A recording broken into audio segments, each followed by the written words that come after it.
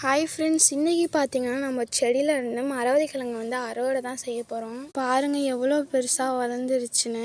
பாருங்கள், baby pink கலரில் ஒரு இது இருக்குல்ல, அதான் மரவள்ளி கிழங்கு. அதை உடச்சி ஆல்ரெடி பாதி எடுத்துட்டோம். இப்போ வந்து அறுவடை செய்ய ஆரம்பிச்சிருவோம்.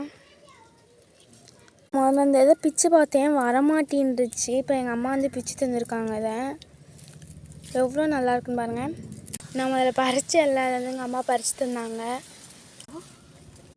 இவ்வளோ பெருசாக இருக்குது. இதை வந்து அருவா வச்சு தான் வெட்ட முடியும். சின்னதாக இருக்கிறதே நம்மளால் இது பண்ண முடியல. வச்சு வெட்டிட்டு இருக்காங்க. இப்போ தான் பெருசையும் வெட்டியாச்சு.